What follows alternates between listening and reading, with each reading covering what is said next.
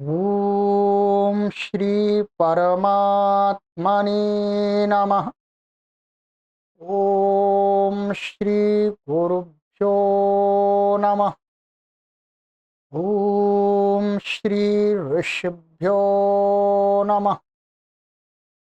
ओम सहना भवतु सहनौ भुनक्तु सह वीर्यं करवावहै तेजस्विनावधीतमस्तु मा विद्विषावहै।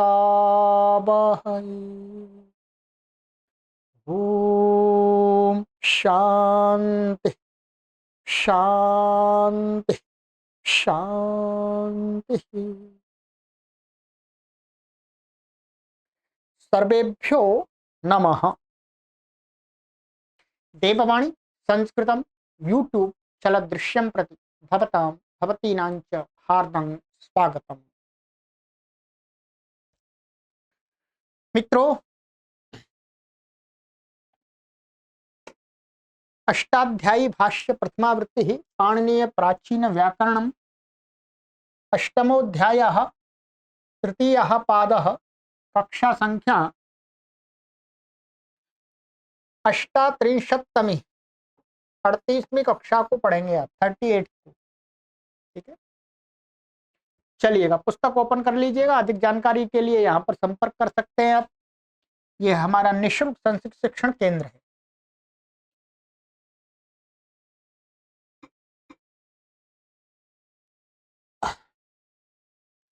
चलिएगा, आज जो सूत्र पढ़ना था वही एकदम निकल आया है।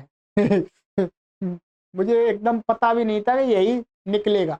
मैंने जैसे ही 20 संख्या डाली तो 20 संख्या पर पेज पर ये निकल आया।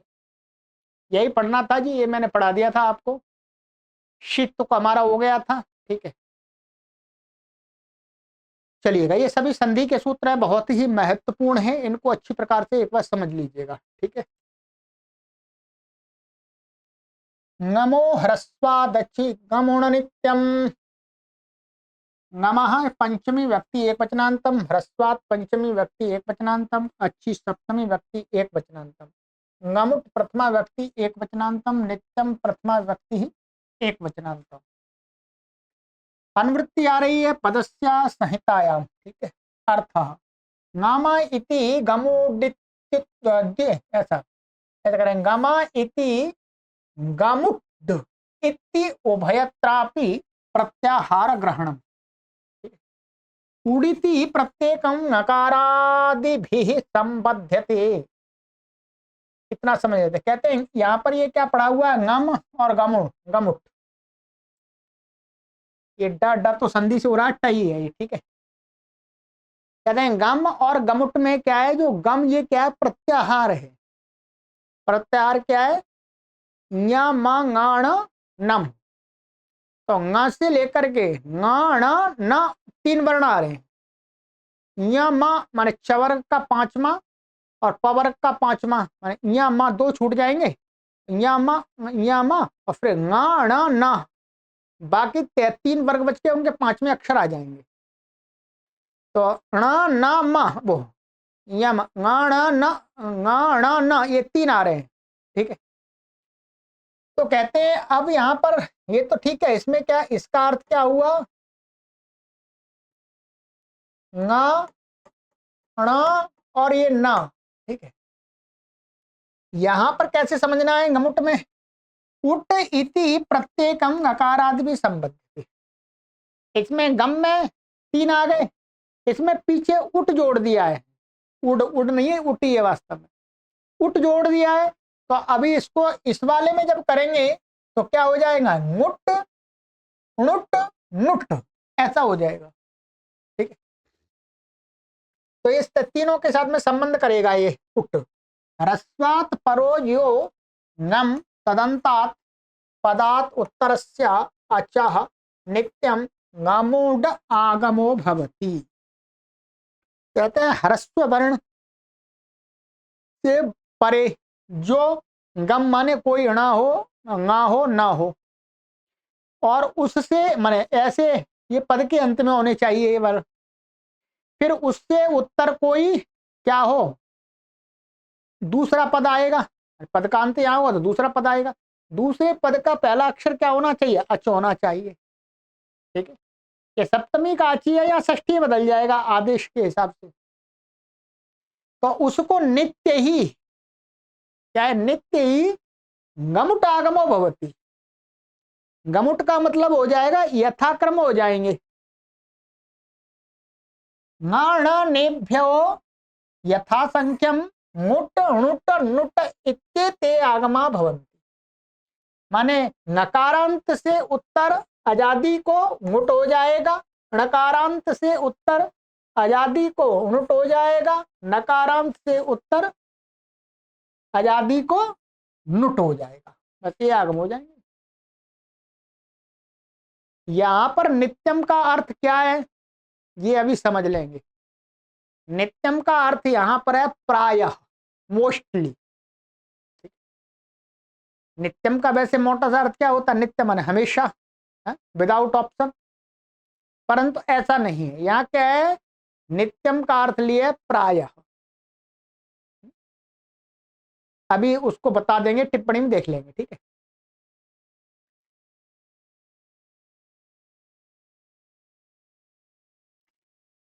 उदाहरण दे रहे हैं यहाँ पर नकारांतात मुठ, जैसे प्रत्यंग और आस्ते है। प्रत्यंग ये पद है, न अंत में आ रहा है, आगे आस्ते क्रियापद है। तो आस्ते क्रियापद है तो उसको क्या हो, गुट हो गया, न इसलिए गुट हो जाएगा। गुट का न बचेगा, बाकी की संज्ञा हो जाएगी। आदमी तो टकते उसे आदि में हो जाएगा, मिला के लिख देंगे तो प्रत्यंगास्ते नकारांताणुट, ऐसे वर्णास्ते, तो वर्ण आस्ते है तो ये डबल हो गया, एक और हो गया। ऐसे वर्ण अवोचत, तो वर्ण अवोचत, वर्ण अवोचत, नकारांता नुट, कुर्वन्नास्ते, तो कुर्वन आस्ते, करता हुआ बैठा है। तो कुर्वन है तो यहाँ पर ना एक और आ गया, इसको नुट हो गया आस्ते को। कुर्वन्नवोचत, कृष्ण आस्ते, कृष्णास्ते, कृष्णवोचत। ये संधि साहित्य में बहुत प्रयोग होती है, इसलिए अच्छी प्रकार से समझ लीजिए। समझने को कुछ विशेष है नहीं, वैसे कुछ विशेष है ही नहीं, बस आपको अब ध्यान में आ गई तो छुट्टी। अब इसका बहुत प्रयोग होता है, संस्कृत साहित्य में बहुत प्रयोग होता है। ठीक है, अब आप कंफ्यूज नहीं होंगे दो नकार कहाँ से आ गए जी, नास्ते है कि आस्ते है, ये कुछ क्या है? नास्ते तो कुछ होता नहीं है, तो आप समझ जाएंगे संधि से ngट मुट हुआ है। ठीक है, चलिए, और इसमें कोई विशेष नहीं। यहाँ ये टिप्पणी है, टिप्पणी देख लीजिएगा। नित्य प्रहसितः नित्य प्रज्वलितः इति वत् प्रायिकार्थो अयम नित्य शब्दः।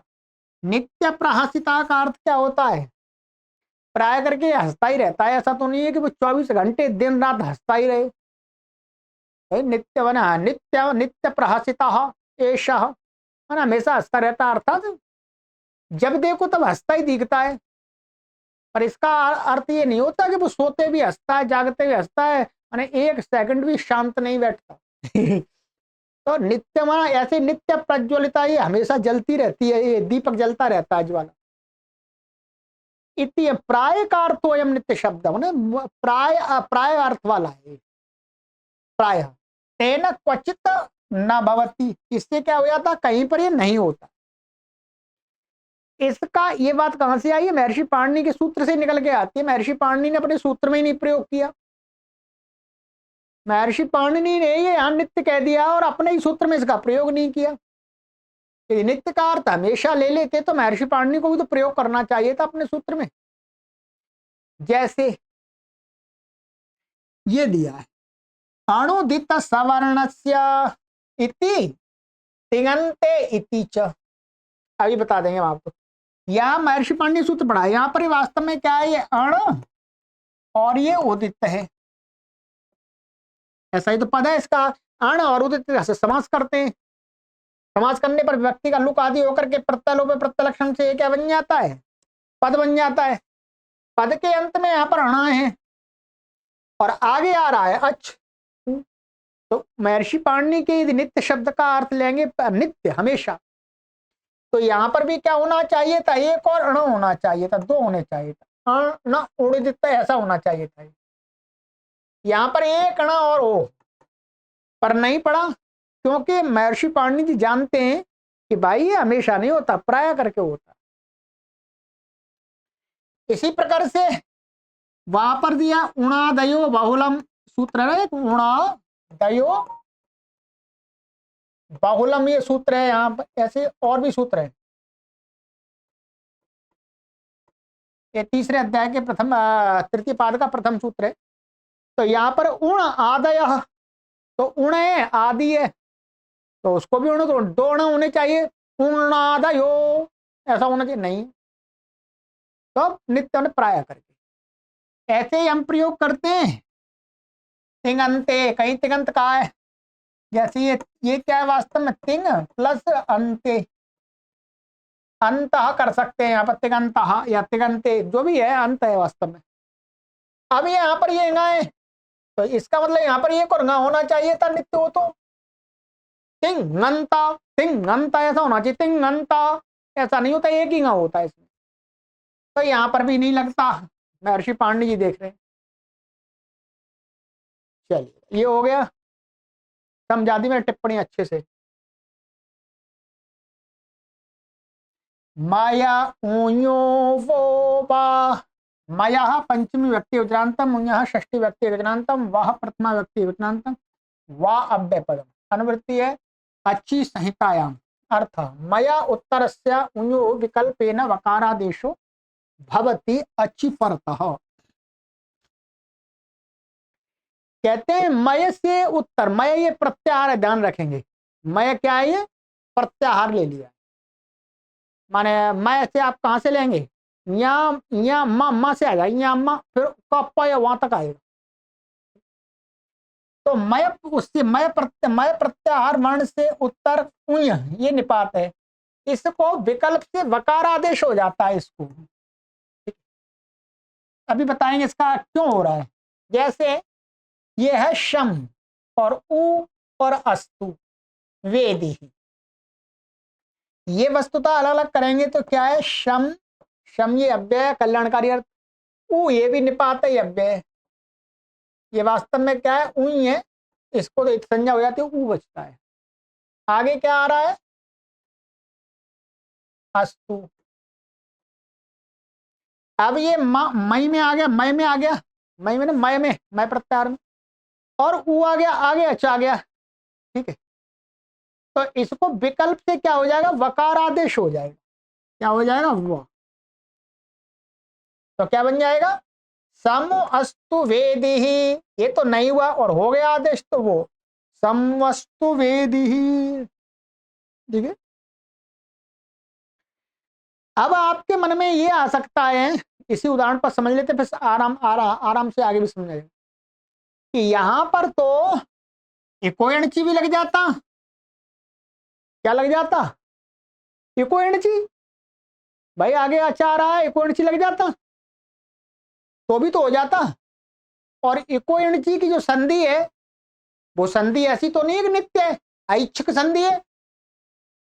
यहां पर भी दो बनाने, जब ऐच्छिक संधि करनी होगी तो ऐसा बन जाएगा, नहीं करेंगे तो ऐसा बन जाएगा, तो कहते नहीं। इसकी वास्तव में क्या है, जो हमने अष्टाध्यायी के प्रथम अध्याय के प्रथम पाद में आपको पढ़ाया था, ऊया ऊ, इस ऊय की क्या हो जाता है, इसकी प्रगृह संज्ञा होती है, क्या होती है, इस ऊय की प्रगृह संज्ञा है वास्तव में। और प्रगृह संज्ञा होने से क्या होता है, प्लुत प्रक्रिया अचनित्यम से नित्य ही प्रकृति भाव प्राप्त था, कोई इसको संधि प्राप्त नहीं थी, उसका ये अपवाद है, क्या इसको विकल्प से हुआ हो जाए, पीछे लिखा हुआ है इस पुस्तक में, देख लीजिएगा, मैंने समझा दिया। ऐसे ही आगे के उदाहरणों में तद उ अस्या परेतः, तद्वस्य परेतः, किमु आवपनम, तो किम वावपनम,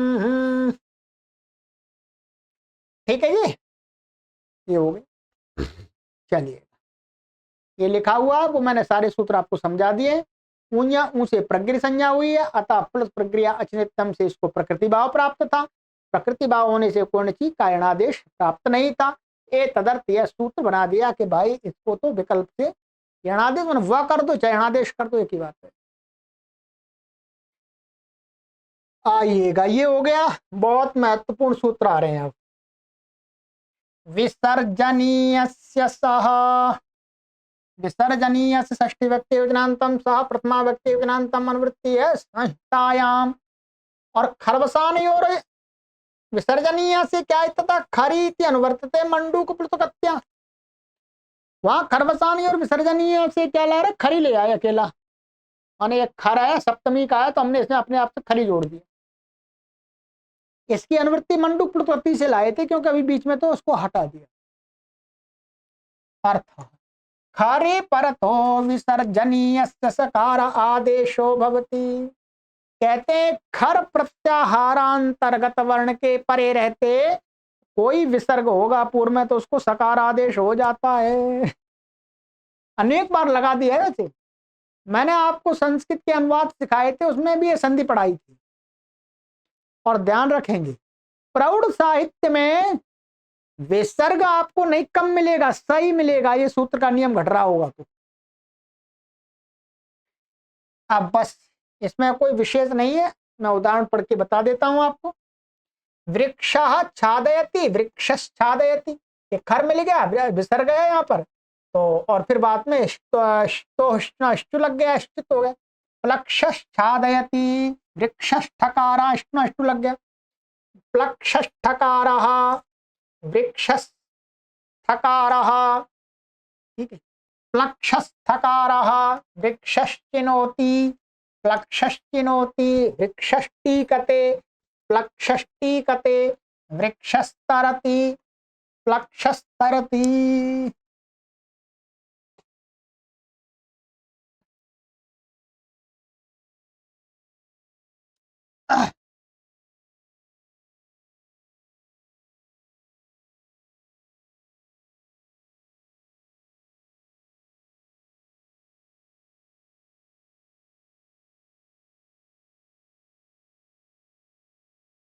ये हो गया, ठीक है।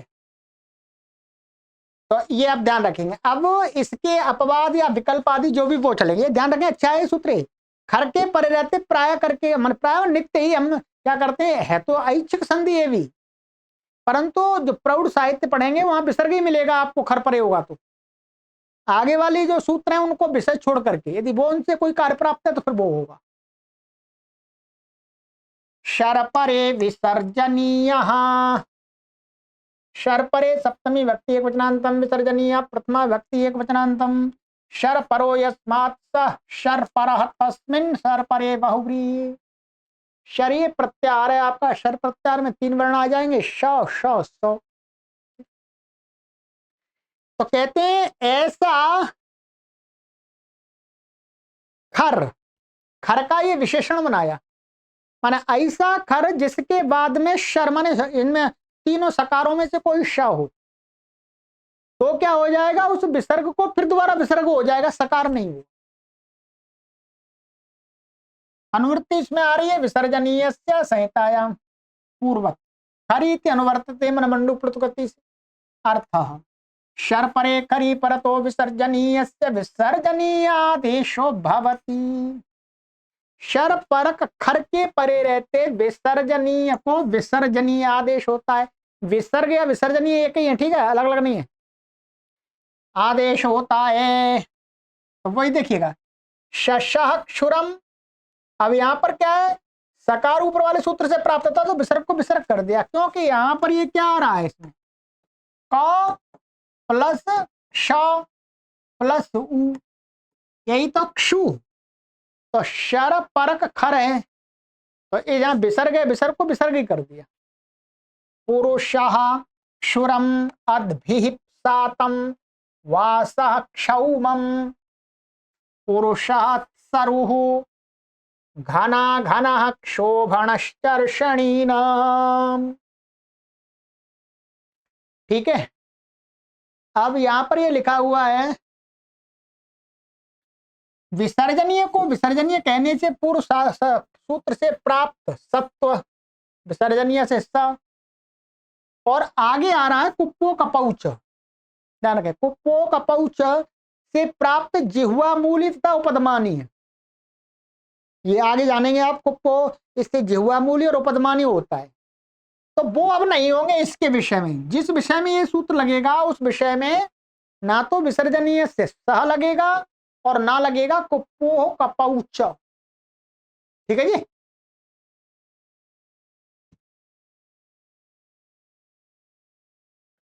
चलिएगा, सर्वत्र उदाहरणों में खर, और ये मैं दिखाई दिया आपको, वाशरी,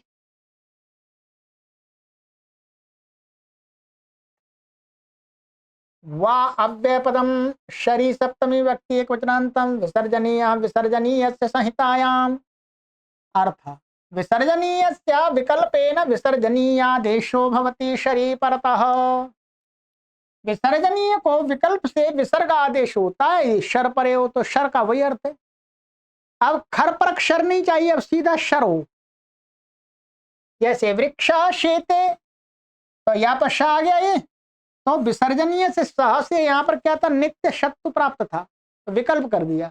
जब उससे हो जाएगा तो वृक्षश्येते प्लक्षश्येते प्लक्षश्येते कवयः षट् कवयः षट् धार्मिकाः सन्तु धार्मिकाः सन्तु। ठीक है, चलिए अब आ जाइएगा, ये सूत्र प्राय करके इसको समझ लेना चाहिए, इसका प्रयोग बहुत कम है। ठीक है, प्राचीन साहित्य में मिलता है, नवीन साहित्य में इसका कोई प्रयोग नहीं मिलता है।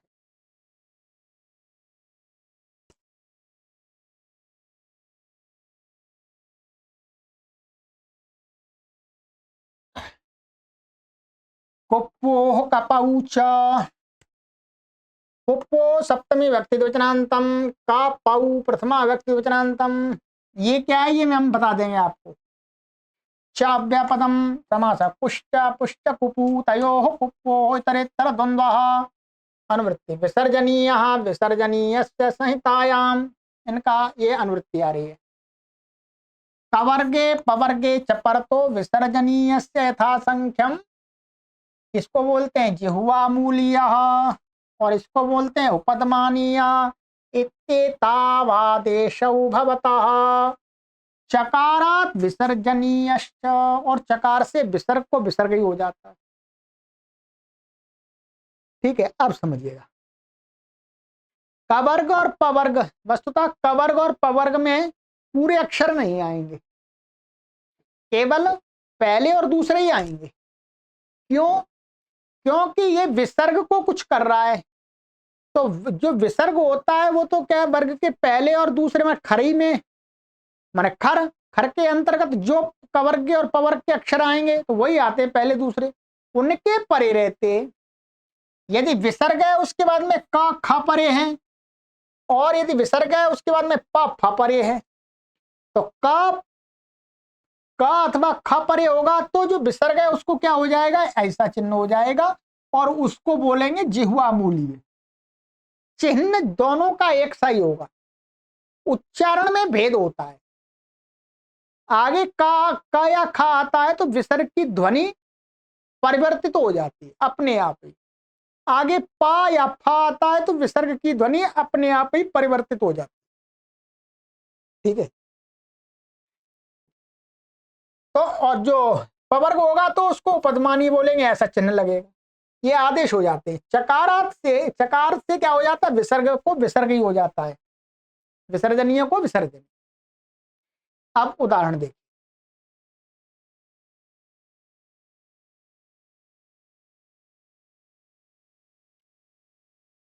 वृक्ष वृक्ष करोति, माने कुल मिलाकर के इसका भी उदाहरण एक विसर्ग जैसा ही होता है, अपने आप ही आ जाएगा। ठीक है, क्योंकि वर्तमान में ये उच्चारण प्रचलन में नहीं है, तो इसलिए अब हम ग्रामर के जो सूत्रों के अनुसार, आचार्यों ने जो सूत्र बनाए उसके अनुसार यही निर्धारित कर लेते हैं कि इनका उच्चारण क्या है, विसर्ग जैसा ही होगा, और विसर्ग के साथ में आगे जो वर्ण आ रहा है उसकी ध्वनि से वो युक्त हो जाएगा। तो ऐसे ही ये हो गया। और जब विसर्ग को विसर्ग ही होता, वृक्षः करोति, वृक्षः खनति, वृक्षः खनति, वृक्षः खनति, वृक्षः पचति, वृक्षः पचति, वृक्ष फलति, वृक्ष फलति।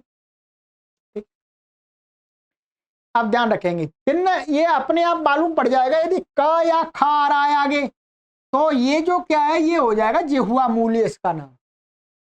इसका उच्चारण कहां से करना पड़ेगा? जिह्वा के मूल से, ठीक है। और यदि पावर का पा आ रहा है, फा आ रहा है, तो इस विसर्ग का उच्चारण यहां पर जब होगा तो किससे करना पड़ेगा? है उपदमानीय हो जाएगा। उपदमानीय का उपपदमानीया ओष्ठ्या, तो ओष्ठों से होगा वास्तव में। वृक्ष वृक्ष फलति, अपने आप ओष्ठ वाला वर्ग आ रहा है तो अपने आप विसर्ग ओष्ठ से युक्त हो जाएगा, ठीक है। बस प्रचलन में अभी देखेंगे आप, इसका प्रयोग बहुत कम मिलेगा आपको, विसर्ग का ही मिलेगा। पर विसर्ग का ऑप्शन तो दिया है ना, इसलिए विसर्ग का प्रयोग आप आराम से कर सकते हैं। इसलिए ये थोड़ा सा जटिल प्रयोग था, इसलिए ये धीरे धीरे धीरे धीरे लुप्त हो गया। लुप्त माने इसका ये प्रचलन में न्यून हो गया, क्योंकि जो भी चीज कठिन लगती है मनुष्य को, वो चीज धीरे धीरे अपने आप कम हो जाती है। जो चीज सरल लगती है, जिसका लाभ एकदम सीधा मिलता है, उसकी वृद्धि होती चली जाती है। परंतु सबका समय बदलता रहता है। ऐसा नहीं कि एक बार जिसका समय आ गया तो हमेशा हमेशा के लिए उसी का समय रहेगा। धीरे धीरे देश काल परिस्थितियों से चीजें बदलती रहती हैं। अब यहां पर मैं आपको बता दूं, या नव्य व्याकरण आप पढ़ेंगे तब इसको क्या बोलते हैं? अर्ध विसर्ग बोलते हैं। क्या बोलते हैं? अर्ध विसर्ग। ये आधा विसर्ग है। आधा विसर्ग कैसे है जी? विसर्ग तो पूरा ही होता है भाई। विसर्ग तो ऐसा ही होता है ना, आप मानेंगे विसर्ग के चिन्ह ऐसे लगा दिए, चिन्ह मान लिया हमने। वैसे विसर्ग तो वास्तव में ध्वनि में, परंतु ये अब कोई कहे आधा विसर्ग लिखो तो कैसे कोई लिखेगा? या तो इसका एक ये लिखेगा, ये आधा हो गया, ये पूरा हो गया, ये ऐसा ही तो मानेंगे आप। परंतु ऐसे नहीं है। ये इसको अर्ध विसर्ग कैसे कहते हैं? इसका अर्ध विसर्ग का मतलब है, ये मानिएगा, ये क्या हमने दो बड़े बड़े बिंदु बना लिए। क्या बना लिए? ये बड़े बड़े हमने ये क्या बना लिया? विसर्ग बना दिए। ये पूर्ण विसर्ग हो गया। अब आप इसको क्या करेंगे? कट कर दीजिएगा, दोनों को आधा आधा कट कर दीजिएगा। आप आधा आधा कट कर दिए, और नीचे वाले का नीचे का भाग हटा दीजिएगा, ऊपर वाले का ऊपर का भाग हटा दीजिएगा। ये आपको कोई बताएगा नहीं, मैं बता रहा हूं आपको। अब आप यहां पर अलग लिखेंगे तो ये कैसा बन जाएगा?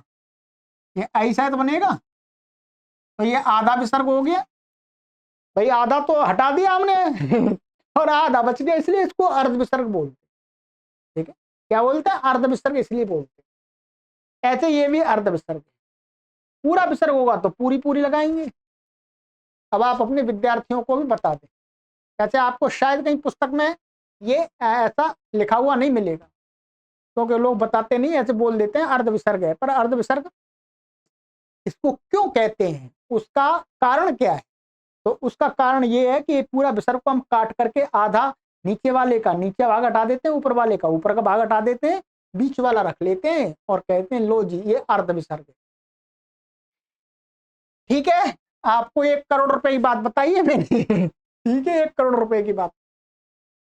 चलिएगा, पैसे नहीं मांग रहा आपसे, आप अपने आगे के अपने विद्यार्थियों को बताते रहिए निरंतर। ये हो गया, बाकी तो कुछ नहीं है, मैं बता दिया।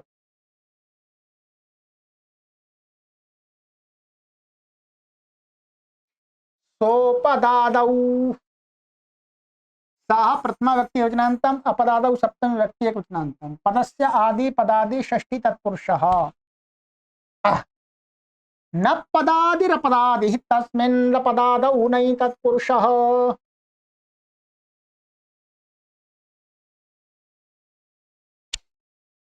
अनुवृत्ति है विसर्जनीय कुप्पोः संहितायाम अर्थ अपदाद्योः कुप्पोः परतो विसर्जनीय सकारादेशो भवति। कहते हैं अपदादि पद के आदि में नहीं होना चाहिए। जैसे अभी जो हमने उदाहरण दिखाए थे वो पद के आदि वाले थे। यदि अपदादि कहीं पर कवर्ग और पवर्ग मिल जाए, क और प और ख और फ, ये तो उसके परे रहते विसर्ग को सकार आदेश हो जाता है। अर्थात विसर्ग को विसर्ग भी नहीं होगा, विसर्ग को जिह्वामूली उपदमानी भी नहीं होगा, विसर्ग को विसर्ग हो जाए। ऊपर वाले सूत्र का अपवाद है। अब देखिए उदाहरण दिया इन्होंने, जैसे पयस्पाशम यशस्पाशम, पयस्कल्पम यशस्कल्पम, पयस्कम यशस्कम, पयस्काम्यति यशस्काम्यति।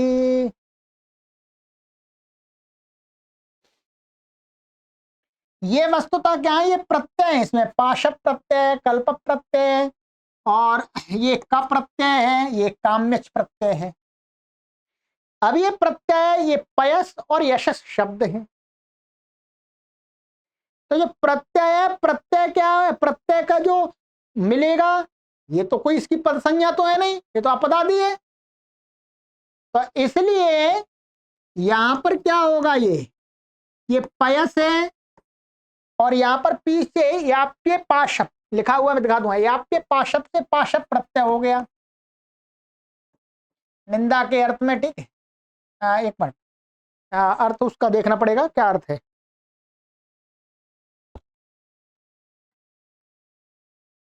ये हमारा 5वें अध्याय के तृतीय पाद में आया था। अब बता ही देता हूं, चलिए सारा आपको।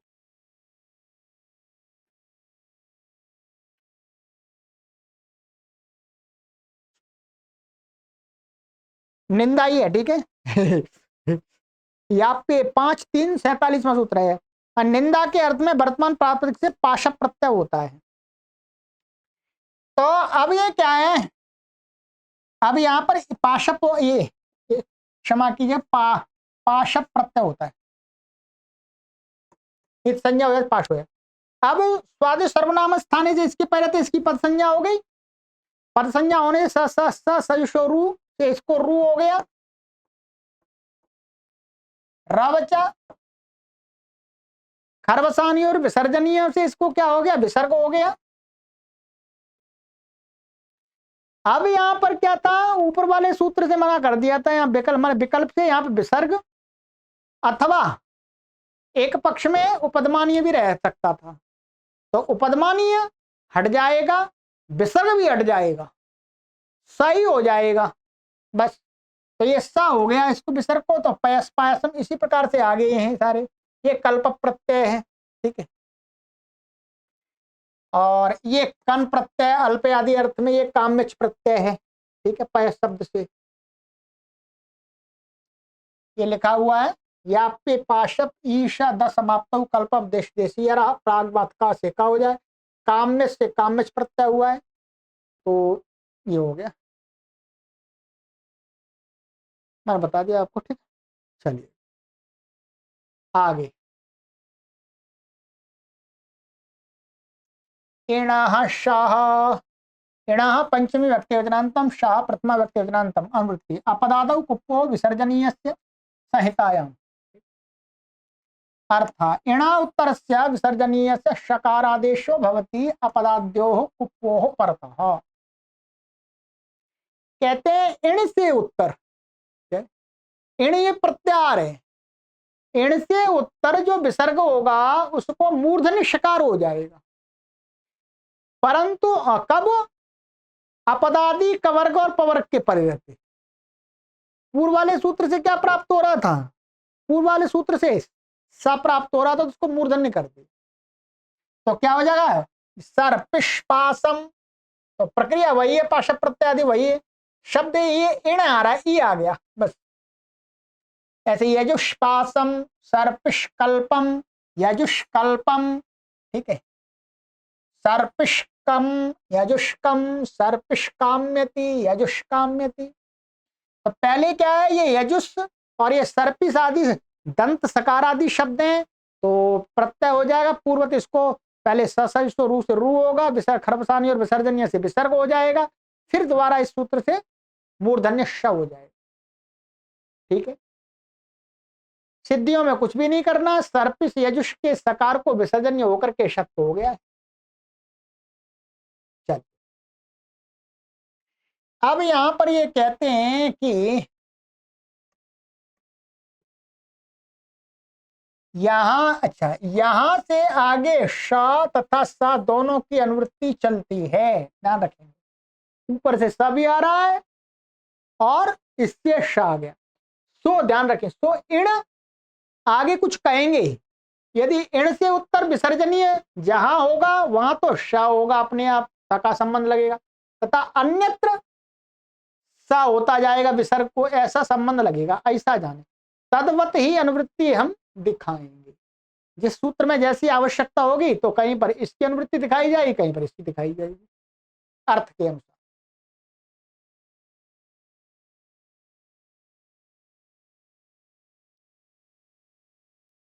नमस् पुरसोरगत्योः, नमस् पुरसोः षष्ठी व्यक्ति वचनान्तम, गत्योः षष्ठी व्यक्ति वचनान्तम समास।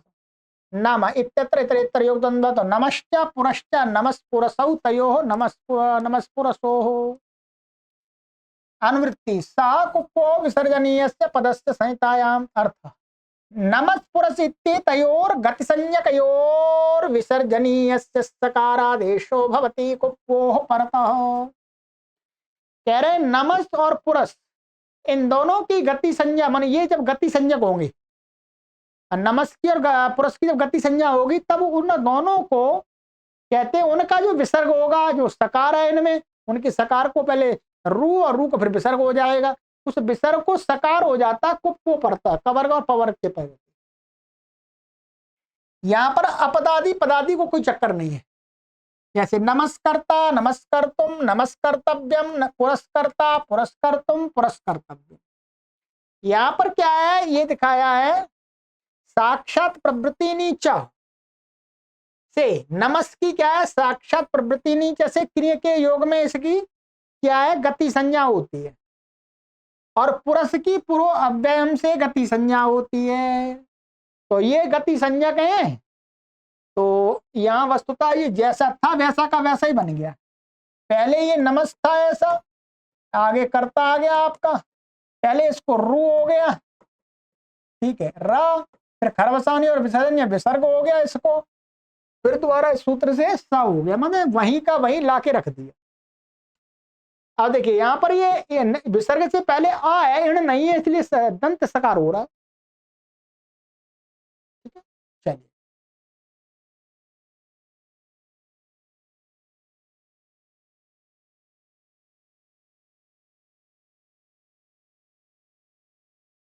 ईदुदुपधस्य चा प्रत्ययस्य, ईदुदुपधस्य षष्ठी व्यक्ति योजनान्तम च व्यपदम, अप्रत्यय से षष्ठी व्यक्ति एक वचनान्तम समास। इच्छा उच्चा ईदुतौ इतरेतर द्वंद्वः, ईदुतौ उपधेयस्य स ईदुपधः तस्य ईदुपधस्य बहुव्रीहि, ये बहुव्रीहि समझ कर दो। क्या कह रहे हैं, इच्छ उच्चा ईदुतौ, मैंने ह्रस्व इकार उकार लिया, तपरकरण कर दिया, ठीक,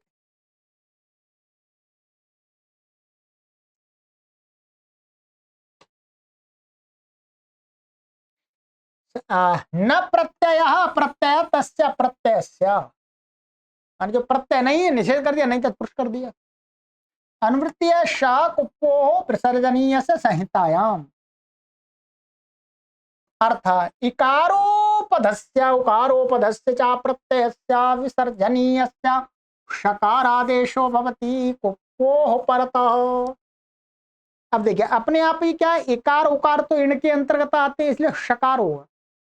इकार उपधा में है, उकार उपधा में ह्रस्व, ऐसे अप्रत्यय से विसर्जनीय से, और जो विसर्ग है वो प्रत्यय का नहीं होना चाहिए, प्रत्यय का एक तो जैसे रामः रामा, ये प्रत्यय के विसर्ग हैं, प्रत्यय के विसर्ग नहीं होना चाहिए। अप्रत्यय से विसर्जनीय से क्या हो जाए, शकार आदेश हो जाता है। कप को बने कप और प और ख और फ के परिवर्तन, ये उसी का अपवाद है, ध्यान रखेंगे। कुप्पो का पौचा का तो क्या है, निस का निस ये क्या है, निस। तो ये निष्कृतम निष्पीतम, दुष्का दुष्कृतम दुष्पीतम, बहिष्का बहिष्कृतम बहिष्पीतम, आविष्का आविष्कृतम आविष्पीतम, चतुर्का चतुष्कृतम चतुष्कापालम, चतुष्कंटकम चतुष्कलम, प्रादुष्का प्रादुष्कृतम प्रादुष्पीतम। ये ध्यान रखेंगे सभी। ये क्या है, ये निस है, दुस है, बहिस है, आविस है, और ये रेफांत है, चतुर शब्द है। ठीक है, यहां पर ससजशो रू लगाने की आवश्यकता नहीं पड़ेगी, इनमें लगाने की आवश्यकता पड़ेगी। और इसी प्रकार से प्रादुष, ये जो स दिख रहा है इनका सब में क्या होगा, पहले ससजशो रू होगा जो सबके साथ समास है, पद संज्ञा हो जाएगी, तो र होगा, फिर खरवसानी और विसर्जनीय से विसर्ग होगा, फिर इस सूत्र से मूर्धन्य शकार हो। यहां पर क्या होगा, यहां पर र है तो खरवसानी और विसर्जनीय से इसको विसर्ग हो जाएगा सीधा, मतलब यहां पर ससजशो नहीं लगेगा, बस इतना ही। फिर इस सूत्र से यहां पर मूर्धन्य हो जाएगा। सब जगह एंड से उत्तर है, ई और वो ई और ऊ आ रहे, उपधा में ये सभी, देखिए उपधा में ये ई ऊ उपधा में है, बस लग गया, और इसमें कुछ विशेष नहीं है। ठीक है, तो समास आदि जहां पर ये देखना पड़ेगा समास कौन सा हो रहा है, समास करने की हमें आवश्यकता यहाँ नहीं। चलिएगा, तो आज यही विराम देंगे, ये काफी पढ़ा दिया है, इनको थोड़ा पक्का भी करना पड़ेगा, आपको समय भी देना चाहिए समझने के लिए।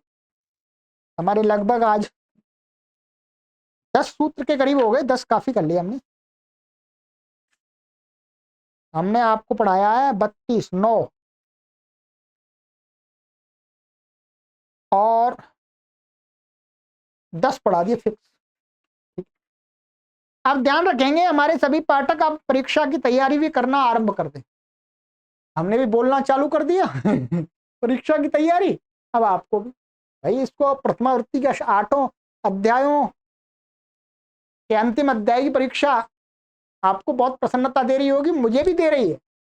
मैं परीक्षा लेने वाला हूं, फिर भी जब हमने परीक्षा इसकी दी थी 8वें अध्याय की तो बहुत प्रसन्नता हुई थी, और ये 8वां अध्याय हमने पढ़ लिए पूरे।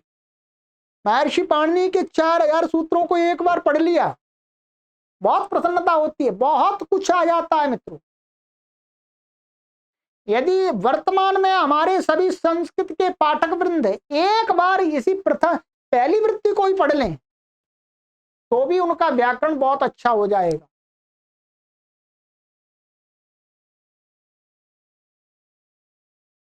ठीक है, तो परीक्षा की तैयारी आरंभ कर दीजिएगा। अब हमारे 41 सूत्र हो गए हैं, कितने सूत्र और बचे हुए हैं देखिएगा। जो अंतिम अध्याय अंतिम पाद है उसमें है 67 67 सूत्र, वो तो छोटा ही है, सरल भी है। और इसमें है हमारे आपके 119 119 हमने 20 मान लिए, मान लो, तो 20 वो हो गए और 60 ये हो गए, कितने हो गए 80 80 और हमने 67 वो मान लिए,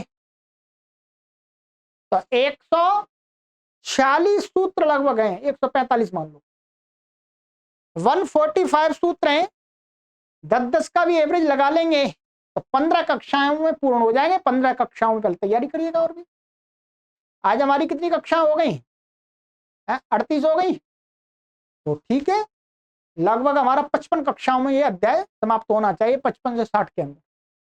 तो परीक्षा की तैयारी करना आरंभ कर दीजिएगा और अपने मित्रों को ये सीरीज पूरी शेयर करते रहिएगा। पूरे भारत देश के सभी संस्कृत के विद्यार्थियों के पास में शेयर करके पहुंचा दीजिएगा। बहुत सारे लोगों को जानकारी नहीं है, वो पढ़ना चाहते हैं, अब मैं भी कैसे उनको ढूंढूं, कहाँ जाऊं, मुझे ये काम भी करना है। ठीक है, यदि मेरे पास में कोई ऐसा व्यक्ति हो जो पूरे भारत में भ्रमण करे, संस्कृत के पाठशालाओं में जा करके लेक्चर दे, एक एक घंटे का, आधा घंटे का, और बताए कि देखो आप यहाँ पर पाणिनि व्याकरण पढ़ सकते हैं यूट्यूब के माध्यम से, वो भी निःशुल्क पढ़ सकते हैं, तो शायद लाखों लोगों तक जानकारी पहुंच जाए। परंतु अब तो एक ही उपाय है हमारे पास में, वो उपाय हम कर नहीं सकते, हम किसी आदमी को रख नहीं सकते, ठीक है, भेज नहीं सकते। अब तो आप इस निवेदन कर सकते हैं कि आप ही इसको अपने आसपास के संस्कृत के विद्यार्थियों को शेयर करते रहे, उनको जानकारी देते रहे। सर्वेभ्यो नमः।